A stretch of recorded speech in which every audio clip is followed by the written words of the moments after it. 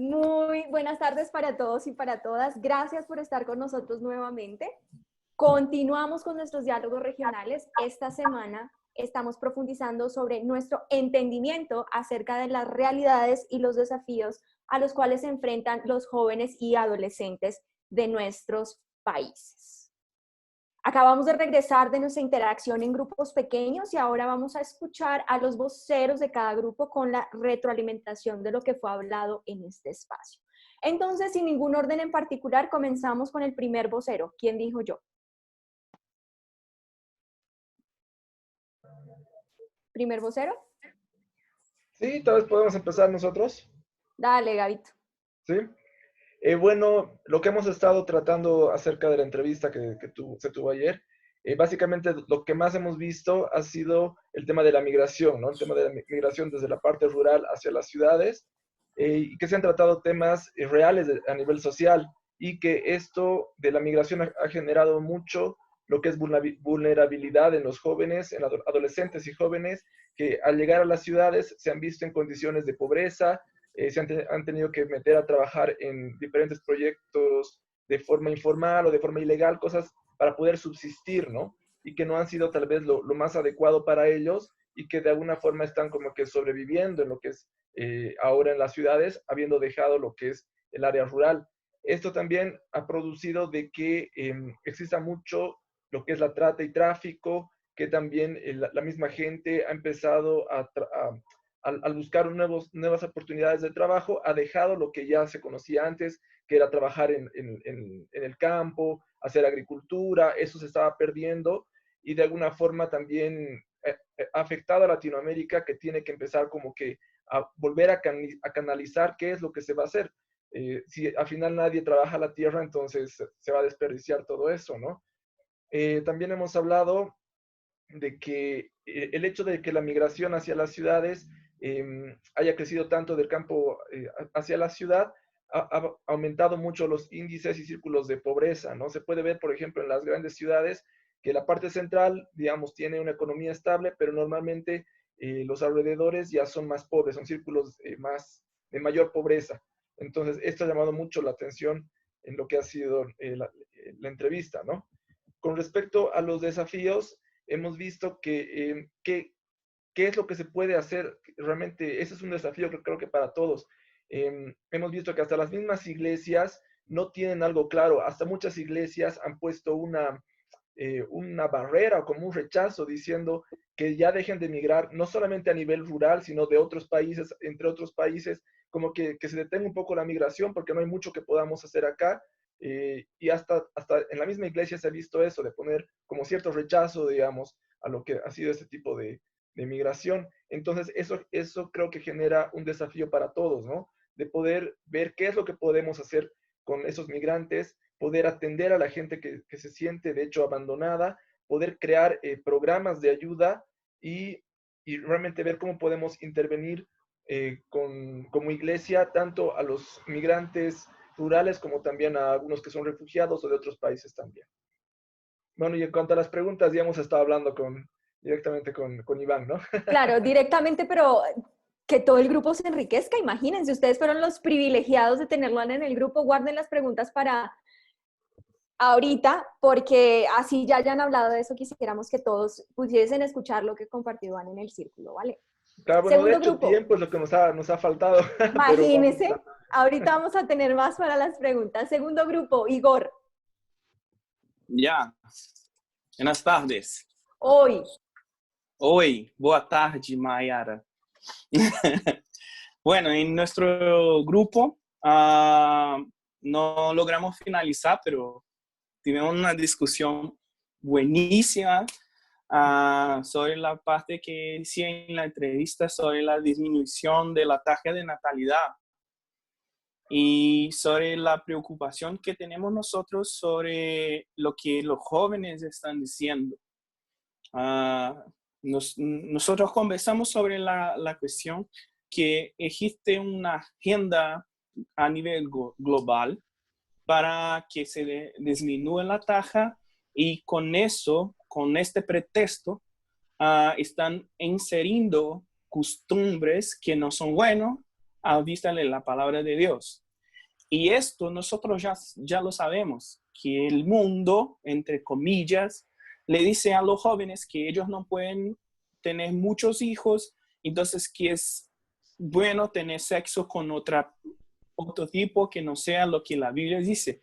Pero nos llamó la atención, Andrés, la cuestión de lo que nosotros estamos proponiendo a los jóvenes. Porque lo que el mundo, otra vez, entre comillas, está proponiendo, nosotros ya lo sabemos. Pero nosotros, como cristianos, como Juventud para Cristo, ¿qué estamos proponiendo?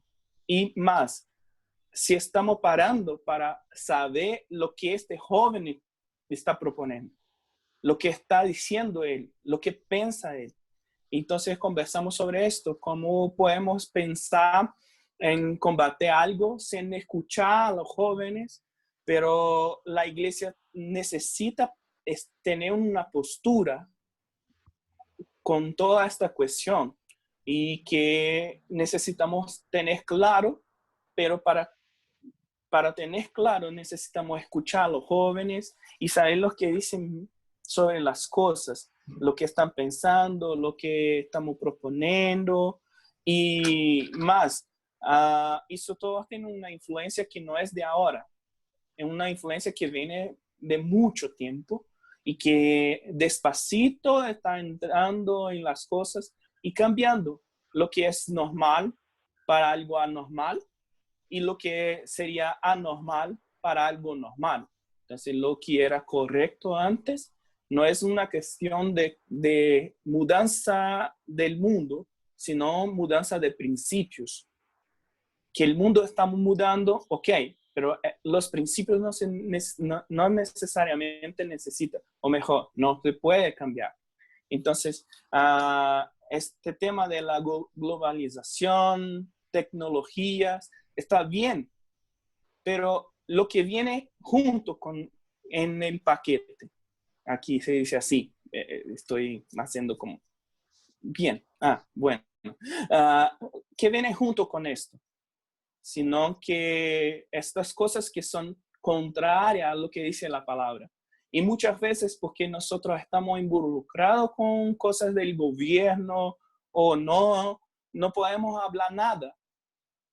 Entonces hablamos sobre la situación que pasó en Estados Unidos, que las iglesias no pudieron se posicionar cuando vino temas del aborto, de todas esas cosas, porque el gobierno decía no, porque está sostenida por el gobierno. No que esto sea mal de manera alguna, pero algunas cosas nosotros no podemos negociar y a veces negociamos. Es lo que dice Marcelo acá en Brasil. Nosotros tenemos que estar anclados en la roca, pero al compaso de los tiempos. Entonces, los métodos se pueden cambiar, pero el principio no se modifica. Entonces, si la Biblia dice que no, es no. Yo no puedo entrar en esta idea de políticamente correcto, porque la Biblia no dice sobre esto. Nosotros tenemos una otra comprensión de la vida. Vivimos por lo que la palabra dice. Entonces, y también dito eso, no podemos ir a lo extremo y ser radicales de más y no parar para escuchar. Entonces me gusta la frase que tenemos y le voy a decir en portugués que queda más bonita porque no se habla ni en español. Entonces acá decimos pessoas ouvem, pessoas que ouvem. Entonces personas escuchan a los que escuchan. Entonces, nosotros tenemos que escuchar a los jóvenes para tenernos cómo hablar a ellos, para que ellos nos escuchen. Creo que fue eso. Gracias, equipo. Número 3.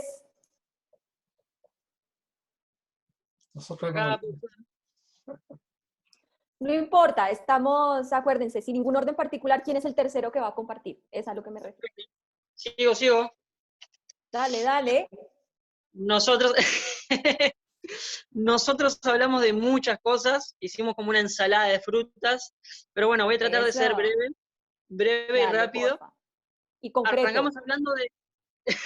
Arrancamos hablando de adultocentrismo y de jovencentrismo, esta idea de que, bueno, ya no estamos viviendo en un mundo adultocéntrico, sino un mundo en donde el joven toma la posta, como decimos en Uruguay, donde, bueno, es el preadolescente, como decía Iván, el que toma las decisiones importantes respecto a la economía, respecto a lo familiar.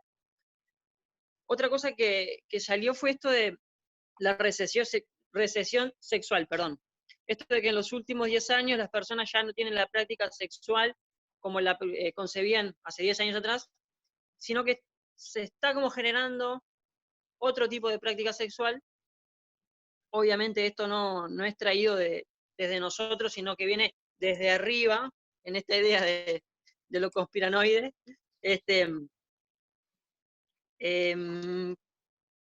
ver, ¿qué más? Bueno, esto también de que el objetivo de estas prácticas nuevas son el retraso del matrimonio y detener la natalidad.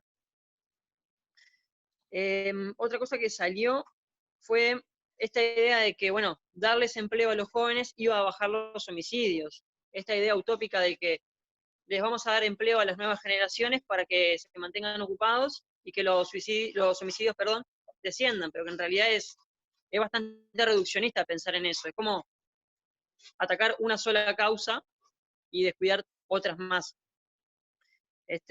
Bueno, con el tiempo eso se demuestra que en realidad es una tontería, una mentira. De que el tema del homicidio y la violencia no es solamente por una cuestión económica, sino que viene por otras causas. Bueno, esto que traía Iván se podría llegar a tornar como una teoría conspirativa, ¿no? Pero que en realidad lo que salía en el grupo es que hay datos empíricos que pueden demostrar que en realidad no es algo que viene desde arriba y que quiere evitar que tengamos hijos, sino que, bueno, hay datos que respaldan todo lo que Iván nos transmitía. Otra de las cosas que salió, bueno, este tema de las poblaciones urbanas, que está trayendo una cantidad de problemáticas en el tema de lo sanitario, de lo poblacional, de lo demográfico.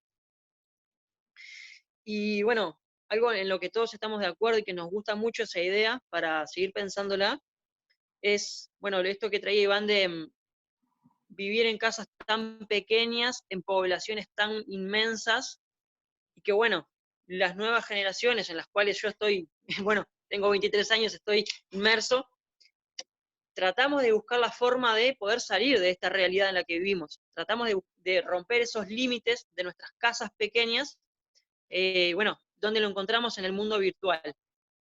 De alguna manera encontramos una falsa libertad en ese mundo.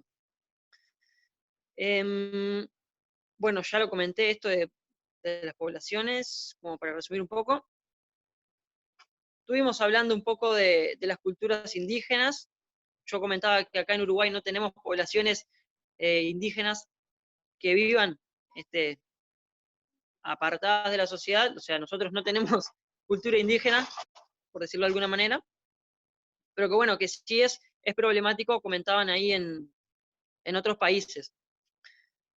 Desafíos para pensar como iglesia, bueno, salía un poco esto de hacer el mensaje a la manera de Pablo, hacerlo culturalmente sensible, hacerlo afectivo.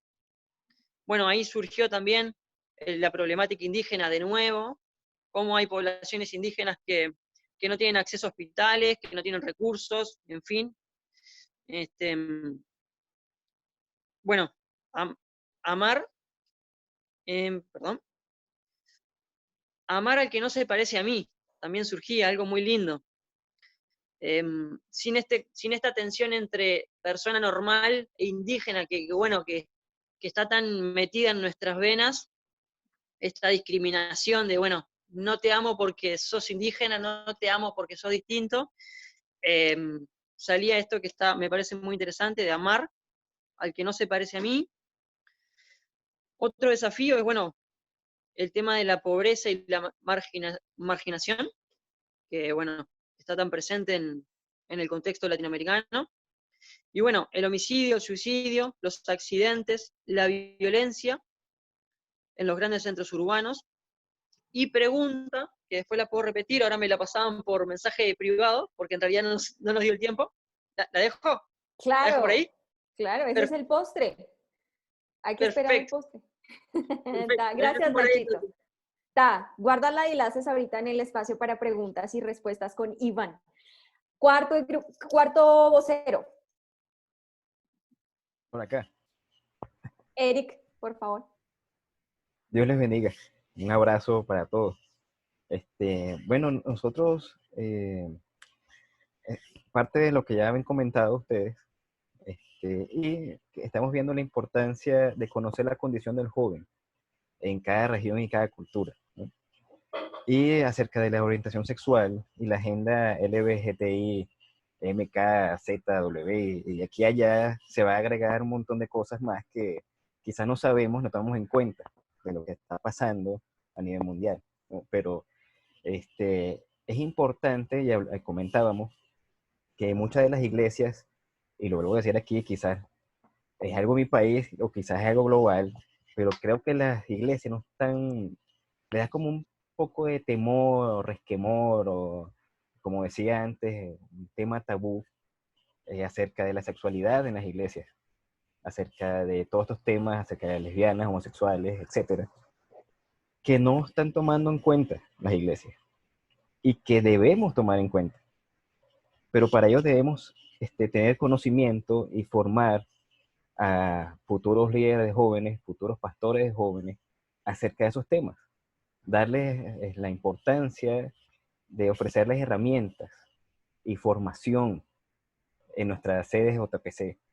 Es tremendo lo de la pobreza, es tremendo la cantidad de gente muerta, es tremendo acerca de la despoblación, las agendas ocultas, el nuevo orden mundial, pero Cristo viene, y eso es tremendo, y eso hay que predicarlo, creo yo. Y sí es necesario que nuestros líderes jóvenes o los que están enfrente de grupos jóvenes, se les enseñe teología, se les enseñe a cómo estudiar la Biblia, a cómo leerla. Es necesario aprender a orar, porque creemos firmemente que una iglesia o un ministerio sin oración no va a caminar. Y hermanos, quiero decirles que son tiempos difíciles, para nadie es un secreto, y debemos hacer más, debemos echarle un extra, como dice mi padre, y formar buenos jóvenes, formar buenos pastores de jóvenes que tengan las herramientas, salir adelante y que cada joven le diga, mira, acerca de cualquier pregunta, estemos en la capacidad de responderles con sabiduría, pero con base bíblica también. Y ese creo que es uno de los desafíos importantes. No solamente, decía mi hermana, que no la veo aquí, no recuerdo cómo se llama, pero decía que mucha es la mies y pocos son los obreros. Y eso lo dice la Biblia y es verdad. No sé cuántas iglesias hay en cada país, pero aquí estamos poquitos y debemos seguir formando. Y ese es un reto. Un reto es ir un poco más adelante de toda la información que nuestros jóvenes ya saben y tienen en las manos, porque los jóvenes saben más que uno y están siendo adoctrinados por música, por challenge, por retos, es una cultura nueva y que nos está arropando como iglesia. Y hermanos, aquí decimos a ponerse las alpargatas porque lo que viene es joropo. Gracias, Eric. Quinto grupo.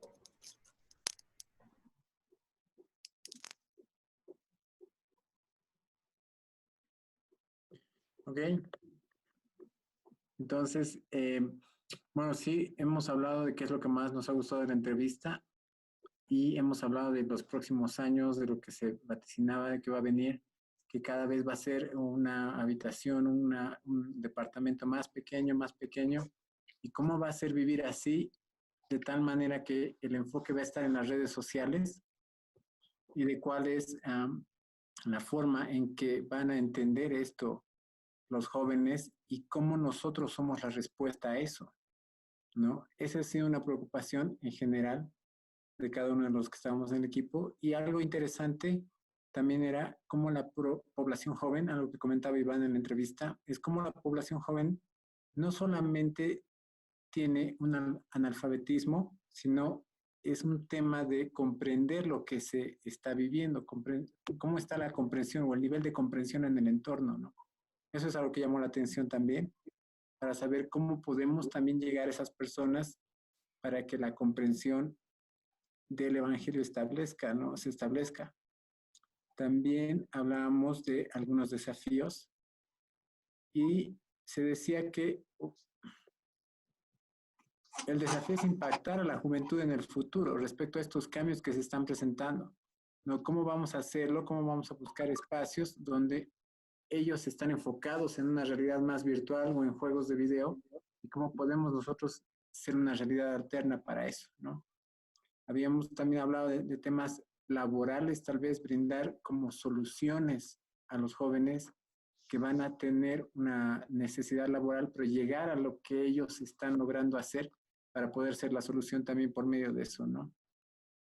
Otro desafío era pensar en trabajar con los jóvenes de la ciudad y con los jóvenes del campo.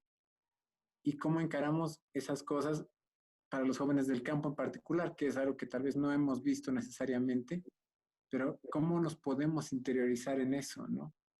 Cómo ir y hacer el trabajo en pueblos pequeños y llegar a esas personas y con sus necesidades y con sus diferentes perspectivas y realidades, ¿no? Otro reto, veíamos cómo enfrentar el futuro y cómo podemos capacitarnos y conocer un mundo virtual que ellos entienden y cómo podemos llevar el evangelio, ¿no? Cómo a través de la tecnología, cómo si esto se vuelve más grande, cómo podemos encontrar herramientas para eso, ¿no?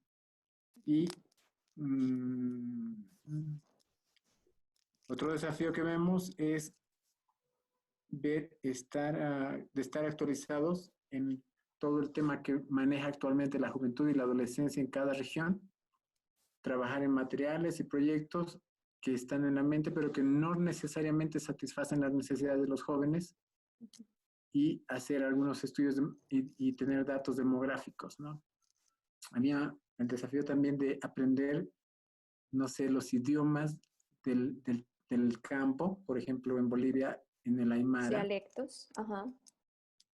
¿No? Entender esos idiomas y poder ir al campo y impactar su vida y su forma de vivir. Si de esa manera se tiene un impacto directamente en la relación, a través de las relaciones entre las personas, pero en su propio idioma, no necesariamente en español. Muchos de ellos que viven en la ciudad, pero que son del campo, son bilingües. Entonces, ¿cómo podemos llegar a su población? Es tal vez llegando con la gente que está inmigrando, ¿no? Y después tenemos las preguntas para Iván. Y qué bueno que mencionas eso, porque viene una de mis secciones favoritas en el diálogo en vivo y precisamente es las preguntas y respuestas con nuestro invitado de la semana. Nuestro invitado es Iván Monzón, ya más o menos lo conocen y esperamos podamos seguir interactuando con él para seguir reforzando los lazos. Entonces, nada, espacio abierto, preguntas para Iván. ¿Quién va a ser el primero? Puede ser en el mismo orden en que hablaron los voceros, o quien tenga una pregunta, por favor, abra su micrófono y aproveche.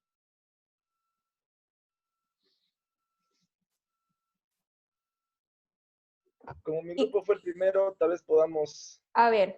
dar una introducción. De hecho, como les decía, no hemos hablado bastante, aprovechando de que estábamos con Iván, y tal vez no hemos llegado a ninguna pregunta. Entonces, si en caso los de mi grupo tienen, tal vez podamos formularle, ¿no? Eso. Ok, Nit, ¿tienes alguna pregunta? Sí, a ver, una que aquí anoté hace rato. Creo que, bueno, esto va relacionado a cómo podemos, o cuáles serían las pautas mínimas que nosotros deberíamos ver para generar programas o proyectos para como JPC entrar a estos temas claves de la juventud de nuestros países, ¿no? Obviamente es más accesible cuando es una ONG que está vinculada al gobierno estatal, al gobierno de nuestros países. Pero como Juventud para Cristo, desde la experiencia que tiene Iván, podríamos nosotros generar o ver estos proyectos para realmente ir a estos puntos claves o problemáticas de nuestra juventud en nuestra región.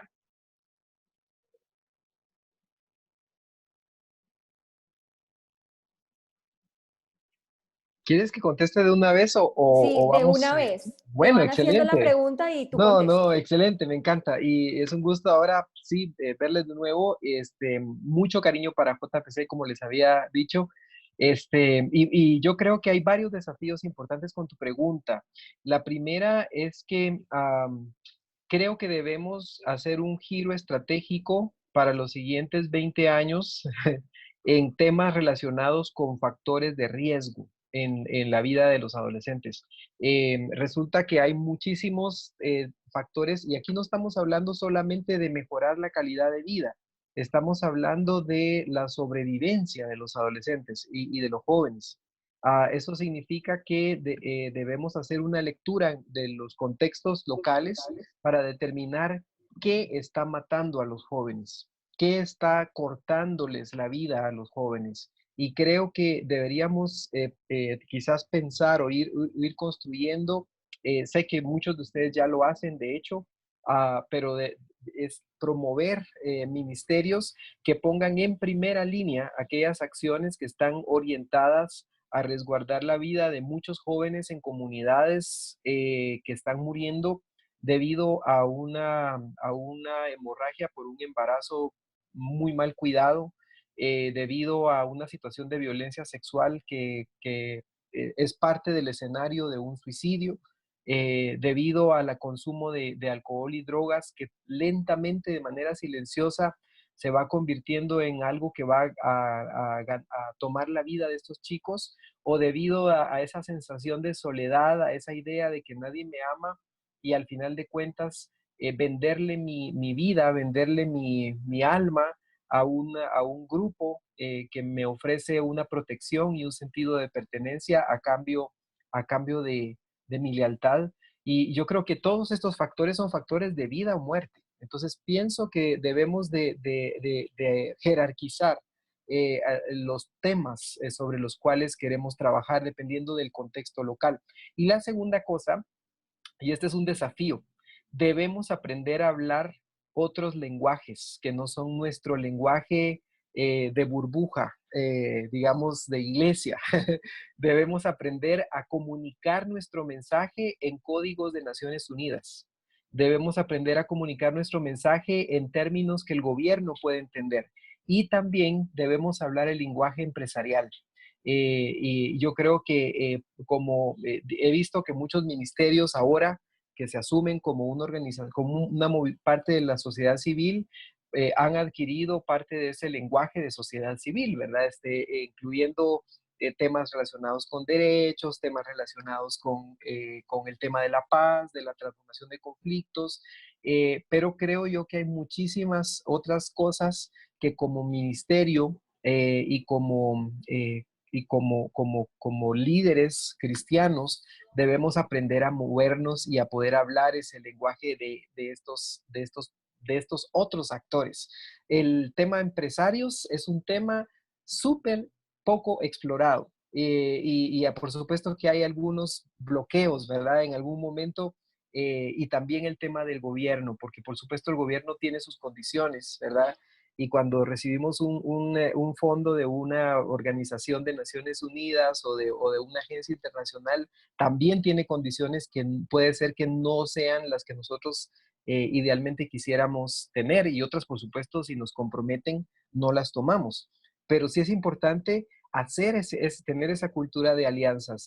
Si logramos eso, creo que además vamos a ser vistos como líderes que estamos interesados no solo en digamos, en ganar, por decirlo así, como era el discurso de los 80, ¿verdad? Ganar almas, pero perder todo lo demás, perder el cuerpo, perder las relaciones económicas, perder el conocimiento. Y lo que queremos es en realidad promover esa transformación de los chicos desde su propio contexto, ¿verdad? Y no sacarlos del contexto en donde están. Así que quizás para compartir un par de ideas que pueden ser muy interesantes de explorar. Gracias, Iván. Segunda pregunta, ¿quién más quiere preguntar? Nachito, ¿tenían preguntas? ¿Quién más? Voy, las Dale. leo porque me las mandaron por chat privado. Interno, dale. Sí. La primera, Iván, dice, ¿cómo trabajar en lugares de extrema pobreza donde familias enormes viven en espacios muy pequeños, como es el caso de Brasil? Ok. Yo tuve la oportunidad de estar en Río y también en Fortaleza y en Sao Paulo, conociendo algunas de las iniciativas, específicamente en varias favelas, y he podido ver un trabajo maravilloso de diferentes ministerios que primero tienen la visión de llegar a donde están los chicos, no de traer a los chicos a un lugar, digámoslo así, neutro. Y creo que en estos contextos es importante el concepto de acompañar. Creo que es importantísimo el concepto de acompañar. Tengo un amigo que es conocido en Fortaleza, en el estado de Ceará, y este amigo se dedica, ¿saben cuál es su ministerio? Ayudar a morir a los drogadictos que les queda una semana de vida. Hay estos chicos, les llaman los chicos de la vida loca. No sé si ustedes han escuchado ese término, pero los chicos de la vida loca son chicos que ya están en un estado de adicción profundo y que van a morir, que no les queda mucho tiempo. Entonces, estos chicos, si dejan de consumir drogas, mueren por la abstinencia, porque además tienen una gran desnutrición y deshidratación y otros problemas. Y si siguen consumiendo, también mueren. Entonces, este hermano es un hermano que se dedica a estar en el cuartito donde esa persona va a ir muriendo. Y chicos de 15 años, de 20 años, de 25 años, ya abandonados. Ese acompañamiento significan muchos de ellos una reconciliación con el Señor. Y esa figura de alguien que no está ahí para evitar un problema. Te pongo un ejemplo súper extremo, ¿verdad? Súper extremo. Es decir, aún en las condiciones más deplorables que un chico puede estar viviendo, la importancia de que haya una persona con la disposición de caminar con él a través de ese proceso hace una diferencia increíble. Conozco también acá en Guatemala, hay varias comunidades que son así, súper hacinadas, donde tú entras a la comunidad. Yo estuve trabajando en un ministerio en un barrio donde tú entrabas y había una casa ocupada y otra abandonada por las extorsiones, luego otra ocupada, luego otra abandonada. Y en las casas encontrabas agujeros, no te exagero, de este tamaño, de los impactos de bala en las paredes y en las puertas. Me ha tocado hablar con chicos que su mamá estaba justo yendo a traer agua cuando hubo un tiroteo y la matan. Estos chicos, increíblemente, tienen la capacidad de desarrollar un sentido de esperanza, pero un día platicando con algunos de ellos, como les comentaba en la entrevista, uno me dijo, mira, lo que yo quiero no son zapatos, no es comida, lo que yo necesito es que haya alguien que crea en mis sueños, que crea que yo soy capaz, ¿verdad? Porque nunca me dijeron que yo era capaz. Entonces, cosas tan importantes como estas no tienen un formato oficial. No puedes meter eso en un plan oficial de ministerio, es actitud pastoral, ¿verdad? Así que además hay otras cosas que se pueden hacer, ¿verdad? Generar proyectos de agua, ayuda humanitaria, pero lo más importante es esa actitud de acompañar a los chicos. Y ellos notan, porque los adolescentes son súper capaces de olfatear cuando una persona es honesta y cuando es transparente. Ellos se dan cuenta, ¿verdad? Perciben la autenticidad. Así que creo que es quizás nada más algunas ideas, ¿verdad? Pero estoy consciente que son contextos muy difíciles. Gracias. Tengo una más que dice, ¿cuál sería la barrera más importante que crees que debería tomar en cuenta un voluntario para llegar a un joven de una localidad rural o de una etnia distante? Hay un miedo a sentirse humillados. El pastor Mario Vega, de Iglesia Lim del Salvador, tiene un libro, él tiene varios libros sobre la violencia, pero él escribe algo muy interesante que no es idea de él, es idea de un psiquiatra de apellido Gilligan que trabajó en las cárceles de Nueva York. Y esta idea es la idea de la humillación abrumadora, le llama él. Y él dice que los adolescentes, las chicas, los chicos en condiciones de exclusión extrema han sido humillados de manera constante y se sienten humillados. Entonces ellos se protegen de sentirse humillados otra vez. Entonces su reacción de resistencia o incluso de violencia en realidad es un mecanismo de autoprotección contra el sentimiento de humillación. Entonces, esa creo yo que es la principal barrera de trabajar en un contexto culturalmente discriminado. Cuando tú estás entrando en un contexto donde, por ejemplo, hay una historia detrás que tú llevas. Tú no puedes, si tú vas a una comunidad indígena en Guatemala, por ejemplo, y tú eres mestizo, no puedes evitar llevar contigo tu historia. Entonces, rápidamente hay una sensación de defensa, ¿verdad? Hay una sensación de cuidado con la idea de imposición que tú puedas tener o con la invasión cultural, quizás incluso. Creo que debemos ser críticos de nuestra historia misionológica en América Latina. Y mucho de las misiones, principalmente católicas, en el tiempo de la colonia y antes de la conquista, pero también evangélica, ¿verdad? Tenía ese carácter de imposición cultural. O sea, no solamente era compartir, porque con compartir el evangelio, compartías la Biblia y compartías el idioma de la Biblia y compartías la forma de hacer esto, de llevarlo a la práctica. Entonces era inevitable hacer ese impacto. Pero creo que si tenemos una idea de dialogar, si tenemos una idea, entramos escuchando, en vez de entrar ya con nuestras pancartas, ¿verdad? Con nuestras banderines, pero si entramos escuchando, eso va a abrir puertas. Y creo que, perdón, se me fue un momento, pero ese es básicamente eh, una idea importante. Gracias, Iván. Perfecto. ¿Quién más tiene preguntas? ¿Cuántas preguntas más tenemos? Osby, ¿3? Dale. Gracias. Tengo acá las preguntas. Creo que vamos con la que ya respondió, pero pregunta es para Iván. ¿Has participado en alguna iniciativa para trabajo con jóvenes en el campo y en la ciudad? ¿Y tienes algún material que podamos tal vez utilizar? Sí, bueno, tengo más de 20 libros, pero la mayor parte de estos libros, fíjate que a mí me pasó al revés. Yo empecé en el mundo académico y terminé como misionero, ¿verdad? Entonces, la mayor parte de los libros que tengo no son libros que tienen un aspecto evangélico, son libros sobre pandillas en Centroamérica, estudios sociológicos, manuales para trabajar con organizaciones humanitarias en contextos de riesgo.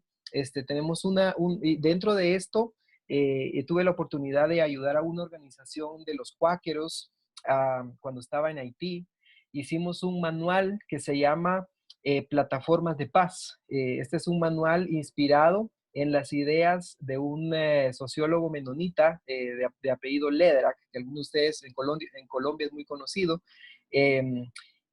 Pues esta persona escribe algunas ideas sobre construcción de paz y nosotros hicimos algunos manuales sobre construcción de paz para aplicar a contextos de violencia. Y tal vez con mucho gusto yo les puedo compartir el link. De hecho, como ya tenemos confianza, voy a entrar a mi closet y aquí tengo algunos de estos materiales. Rápidamente te puedo compartir. Uno es, se llama Jóvenes en Riesgo, que es una guía práctica sobre cómo trabajar con jóvenes en situaciones de riesgo. Tenemos también otros material. Bueno, este es un material para trabajar con carreras, para ayudar a los chicos a descubrir su vocación. Aquí abajito tengo, este es el material que les decía sobre construcción de paz, que se llama Plataformas de Acción Juvenil. Y este libro está en portugués también. Así que para el equipo de Brasil tenemos este libro en portugués. Y tenemos otro libro en portugués también, que se llama, este está en francés, pero hay uno en portugués también y en inglés y en español, se llama Inseguridad Urbana y Transformación de Conflictos. Y todos estos son experiencias que se basan en proyectos prácticos. O sea, los últimos 15, 20 años más o menos he estado metido en barrios. O sea, mi trabajo es con comunidades, con escuelas, y con mucho gusto, para mí va a ser un gusto poder compartirles todos. Este material es gratuito y está en PDF, así que con gusto les puedo compartir y ustedes pueden curiosear lo que ustedes crean que pueda ser útil. Ahora he estado escribiendo más para la iglesia específicamente, entonces espero que podamos seguir en contacto y si es útil, para mí es un gusto que puedan conocer parte de estas herramientas. Muchas gracias, Iván. Es excelente tu trabajo, se nota. Y muchas gracias por brindarte para facilitarnos todo este material. Una segunda pregunta, y esto es algo bien interesante ahora que vamos entrando a tu parte ministerial, ¿no?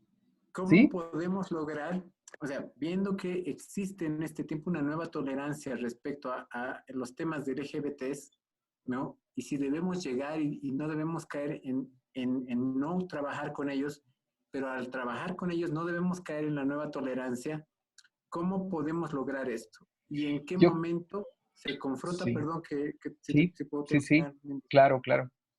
¿En qué momento se confronta, si trabajamos con estos jóvenes, en qué momento se confronta la realidad de ellos con lo que se está trabajando en cuanto a los principios bíblicos?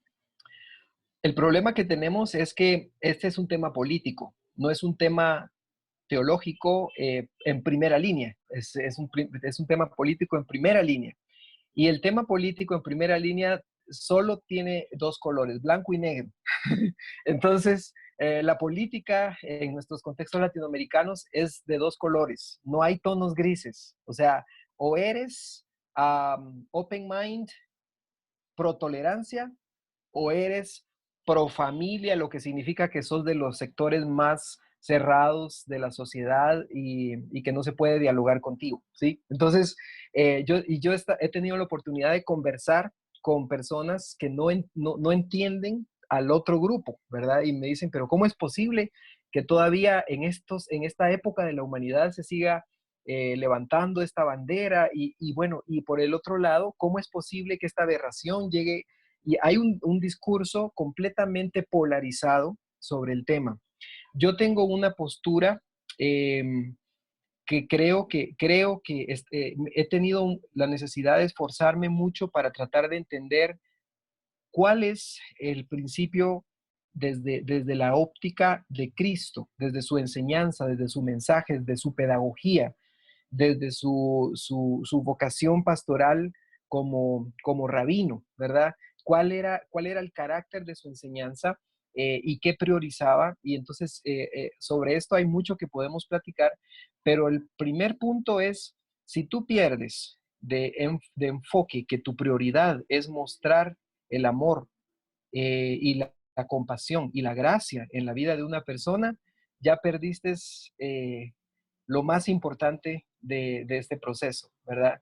De manera que es preferible esperar a que llegue un momento y a nivel personal, porque el asunto es que la iglesia se posiciona como una institución desde lo público, pero créeme que me ha tocado a mí trabajar en mucha consejería con personas que tienen una condición de cualquiera de esta gama en su vida, y al final lo que tú te encuentras es con seres humanos, con hambre y sed del Señor, con necesidad de gracia en sus vidas y con una vida necesitada de ser regenerada. Lo que pasa es que la necesidad de regeneración a unos se les nota de una manera distinta que a otros, pero esa necesidad de regeneración la experimentamos todos, ¿verdad? En diferentes áreas de nuestra vida. La otra cosa es que la iglesia tiende a ser muy silente en cuanto a toda la complejidad de esa dinámica sexual. Eso nos lleva a pensar en la sexualidad como un regalo de Dios, como un tesoro de Dios que no sirve exclusivamente para la reproducción, es también recreativa. Si no, lean Cantares, ¿verdad? Cantares es un libro súper erótico que creo que muchos teólogos se han cuestionado por qué está en la Biblia, ¿verdad? Pero al final de cuentas es un libro que tiene una profundidad sentimental, emotiva, por supuesto tiene otras interpretaciones, pero nos damos cuenta que el concepto bíblico de la sexualidad es un concepto hermoso y es un concepto súper creativo y súper emotivo. Lo que es pecado en la Biblia y en las enseñanzas cristianas es tomar lo que no es tuyo o tomar algo que no es para ti. Y en ese sentido, no es el sentimiento en sí lo que es pecaminoso, no es el placer en sí lo que es pecaminoso. Dios puso esa necesidad en nuestro cuerpo. Es qué tomas, cuándo lo tomas y cómo lo tomas.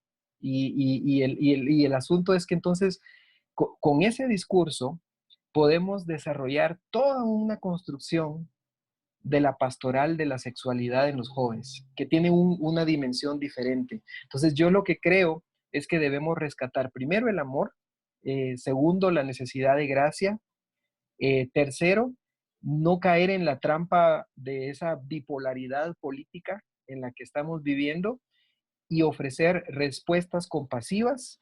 Por supuesto, hacia mí tú me preguntas, yo promuevo la discriminación de personas de la comunidad LGTBIQ y lo demás.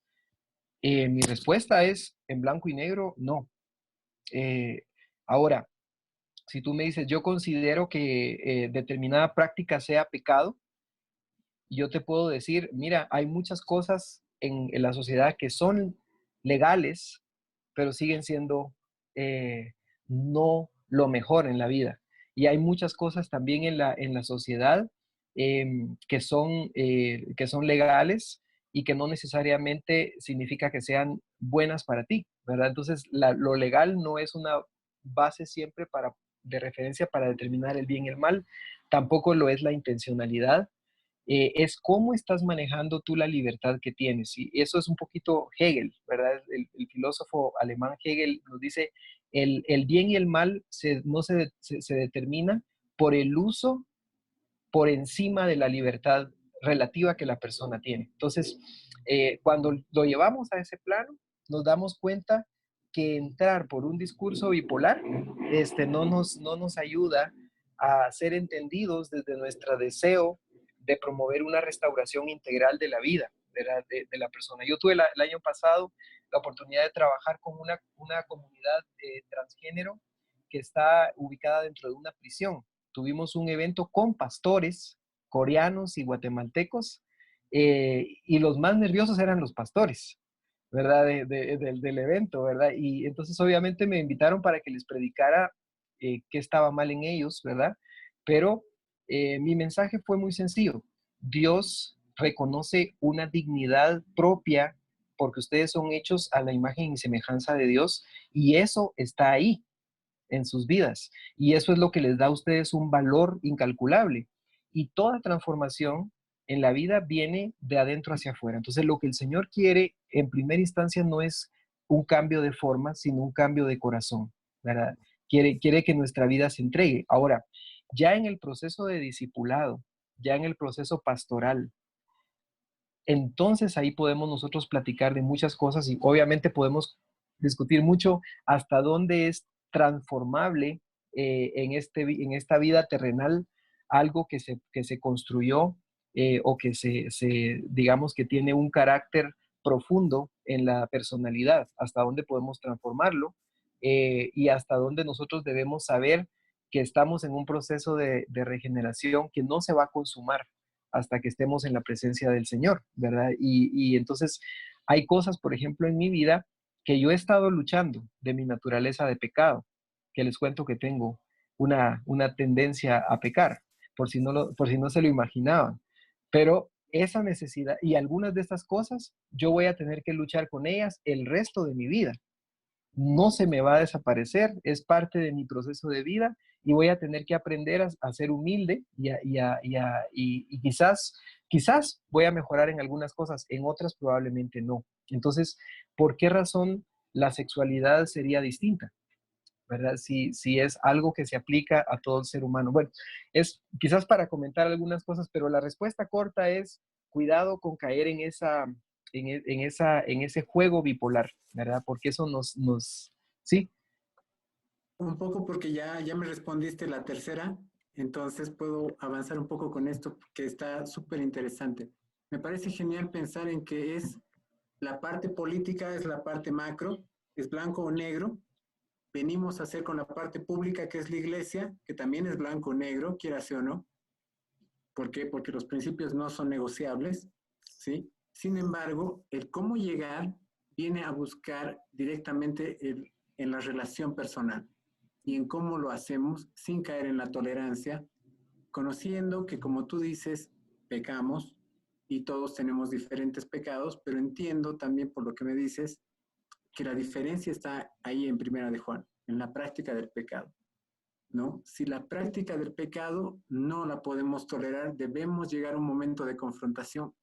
¿Cómo harías ese tema de confrontación? Ya no hablando de la parte política, ya no hablando de la parte de iglesia, sino la parte de contención, ¿no? En ese momento en particular. La pregunta es, ¿estamos hablando de una persona que está en Cristo? ¿Verdad? Estamos hablando de una persona que ha decidido ser seguidor del Señor Jesús, ¿verdad? Entonces, en ese sentido, depende, obviamente, depende de muchos factores.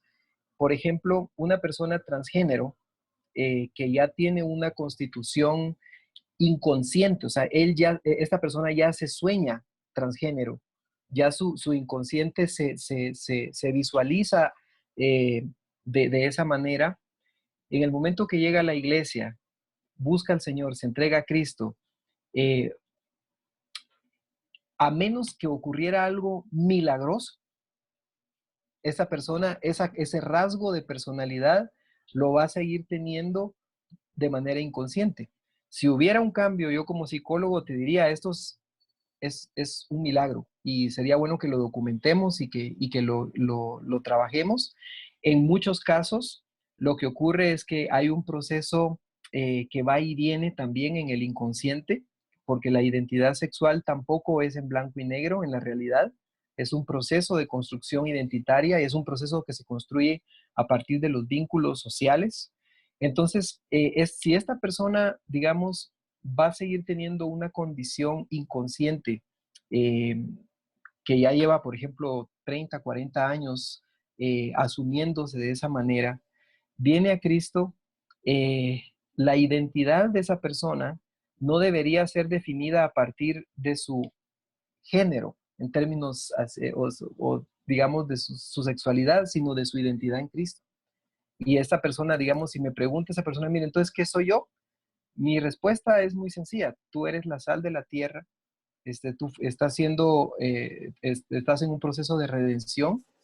Ahora, también hay una diferencia. Si hay una situación que es sintónica o distónica en la persona. Entonces, por ejemplo, una persona que ha practicado, que ha tenido un estilo de vida homosexual por mucho tiempo y sintoniza, no se siente incómodo con esta orientación, aunque yo trate de forzar un cambio ese cambio no se va a dar y voy a terminar lastimando otras áreas de su personalidad, como su estado de ánimo, como producir una depresión.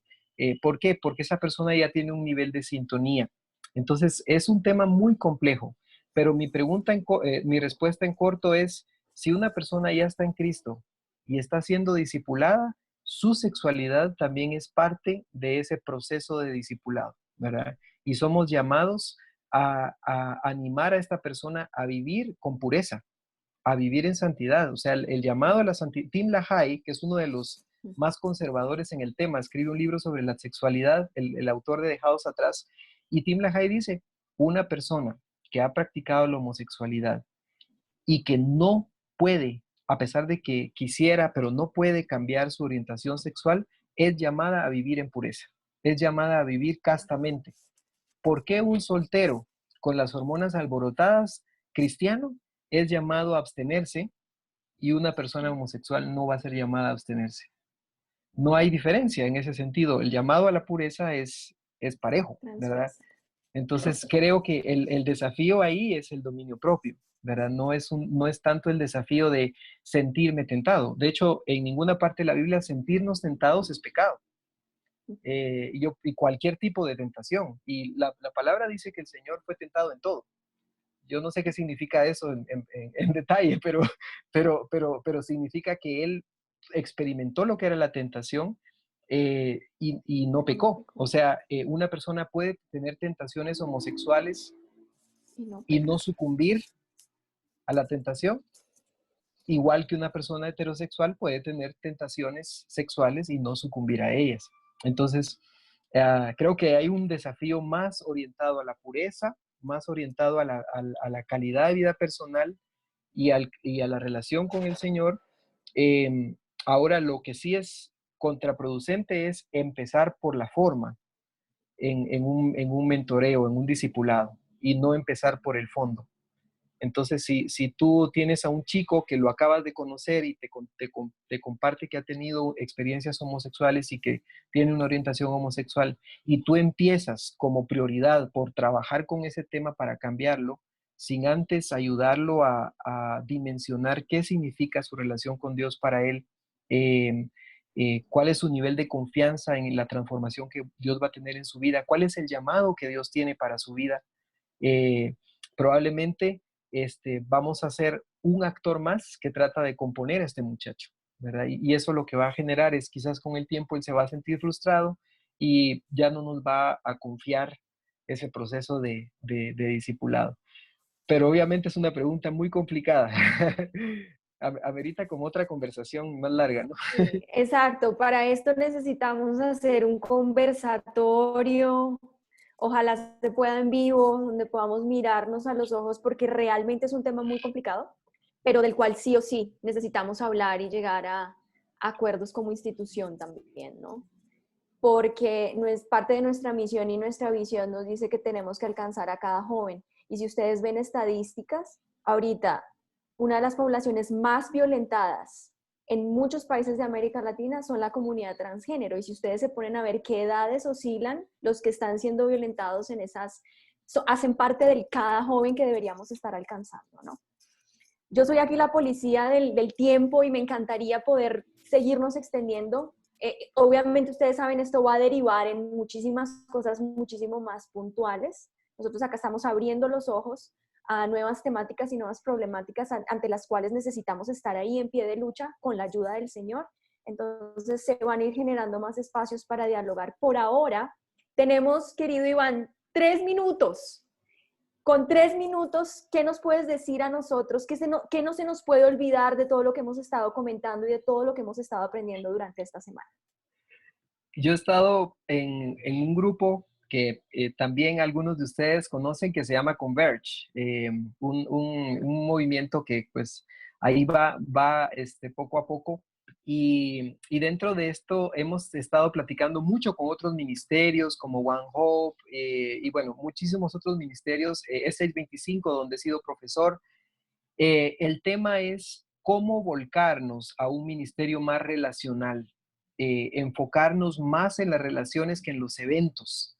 que en los programas. Entonces, JPC tiene la libertad de dar ese paso, porque no es un ministerio que trabaje con patrocinio. Y lo voy a decir de manera muy cruda. Cuando un ministerio está enfocado en patrocinio, tiene que rendir cuentas de los chicos que están siendo patrocinados y de sus efectos en diferentes áreas del desarrollo. Y eso es una ventaja en la sostenibilidad del ministerio, pero también es una limitante.